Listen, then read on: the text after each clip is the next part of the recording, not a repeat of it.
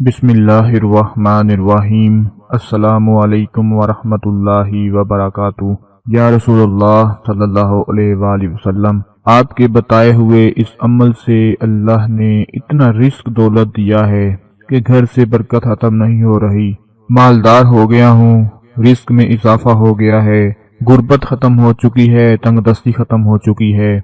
आज मैं अपने तमाम भाइयों बहनों और दोस्तों को एक ऐसा अमल बताने जा रहा हूँ कि जिसको गरीब से गरीब सहाबी ने किया तो वो मालदार हो गया। इंशाअल्लाह आप भी आज का ये अमल कर लेंगे तो नबी पाक के इस बताए हुए अमल की बरकत से आप भी मालामाल हो जाएंगे। रिस्क दौलत में कमी नहीं रहेगी, घर में बरकत आना शुरू हो जाएगी। क्योंकि हुजूर अकरम सल्लल्लाहु अलैहि वसल्लम के पास सहाबा जाया करते थे, परेशानियों को लेकर भी जाते थे, अपने मामलात के हल के लिए भी आपकी खिदमत में हाजिर होते थे, मसाइल पूछने के लिए भी जाते थे और जिंदगी गुजारने के तरीके भी मालूम करते थे। तो आप सल्लल्लाहु अलैहि वसल्लम ने एक गरीब आदमी से लेकर बादशाह तक हर आदमी की जिंदगी गुजारने के तरीके बताए।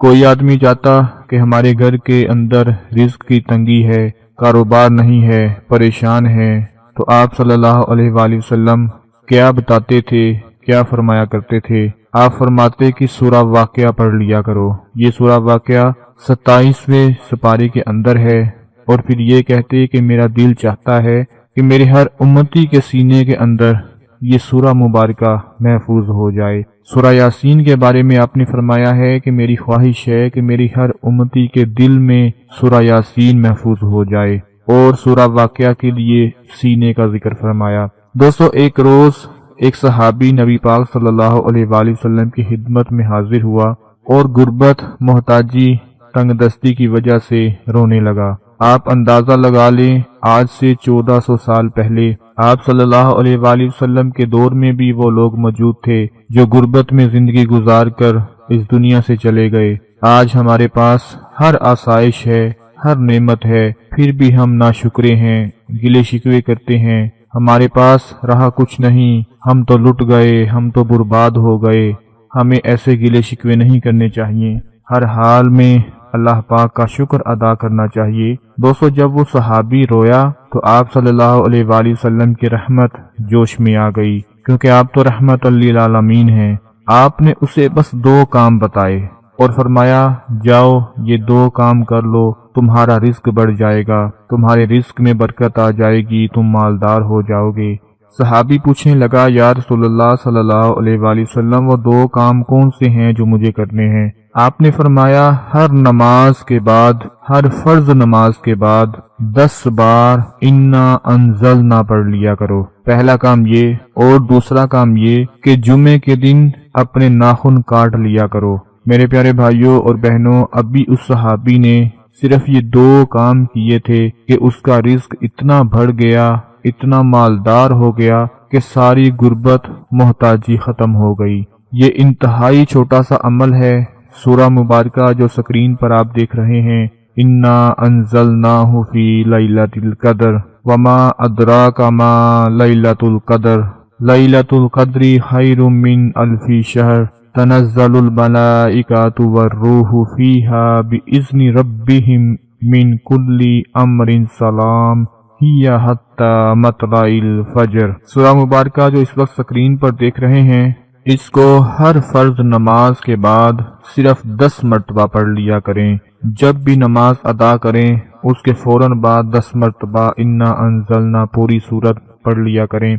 और जुम्मे के दिन अगर आपके नाखून बढ़ गए हैं तो वो काट लिया करें। अगर नहीं भी बढ़े तो नबी पाक सल्लल्लाहु अलैहि वसल्लम की सुन्नत पर अमल करके, आपके बताए हुए अमल को अपना कर अपने नाखून काट लिया करें। ये सिर्फ 2 काम हैं, बड़े ही मामूली से काम है। कभी रिस्क से बरकत खत्म नहीं होगी और ना ही ये 2 काम बरकत खत्म होने देंगे, कभी गरीब नहीं होने देंगे। दोस्तों, जब आज के दौर में हर गरीब बंदा गुर्बत का रोना रो रहा है, मोहताजी का रोना रो रहा है, इसी तरह उस दौर में भी सहाबाई कराम नबी पाक सल्लल्लाहु अलैहि वसल्लम की खिदमत में हाजिर होकर रोते थे कि या रसूलुल्लाह, हमारी गुर्बत खत्म हो जाए, हमारी मोहताजी खत्म हो जाए। तो आप उनको عمل بتا دیتے کہ یہ عمل کر لو، انشاءاللہ آپ کی غربت ختم ہو جائے گی۔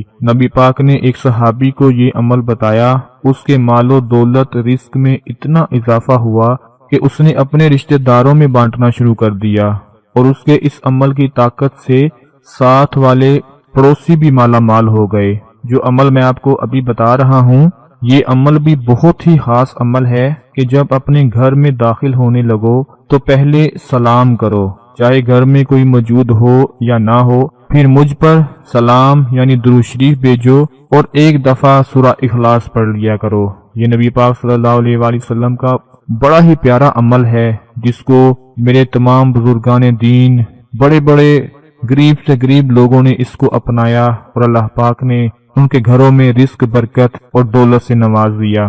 جن صحابی کو رسول پاک صلی اللہ علیہ وآلہ وسلم نے یہ عمل بتایا، اللہ تعالیٰ نے اس کو اتنے رزق اور اتنی برکتوں سے مالا مال فرما دیا کہ رشتہ داروں اور اپنے ساتھ والے پڑوسیوں کو بھی اس کا فیض ملنا شروع ہو گیا۔ اس حدیث پاک کے مطابق جب گھر میں داخل ہوں اور گھر کے افراد گھر میں موجود ہوں تو ایسے سلام کیا کریں، السلام علیکم ورحمۃ اللہ وبرکاتہ۔ اگر گھر خالی ہو، گھر میں کوئی موجود نہ ہو تو یہ کہیں، السلام علینا وعلی عباد اللہ الصالحین۔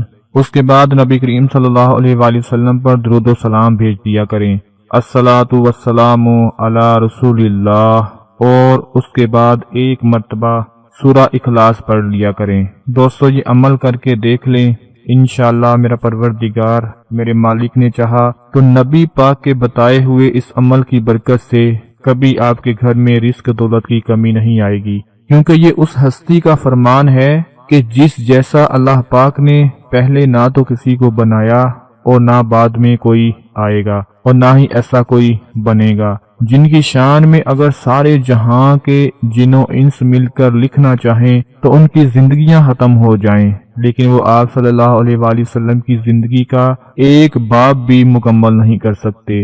سب سے اعلیٰ، سب سے اجمل، سب سے افضل، سب سے اکمل، کیونکہ اللہ پاک نے اپنی مقدس کتاب قرآن کریم میں ارشاد فرمایا ہے کہ اے محبوب، ہم نے آپ کے ذکر کو بلند کر دیا ہے۔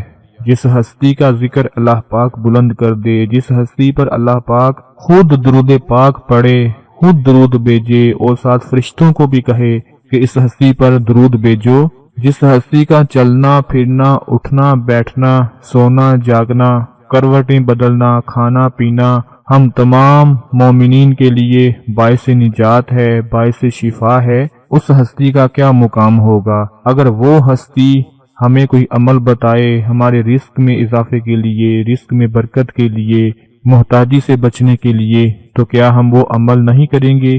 کیا وہ عمل کامیاب نہیں ہوگا؟ ضرور ہوگا۔ آج ہی اس عمل کو خود بھی کر لیں اور اپنے تمام دوسرے بہن بھائیوں کو بھی بتا دیں۔ اپنا بہت سارا خیال رکھیں، اپنی دعاؤں میں یاد رکھیں۔ اللہ حافظ۔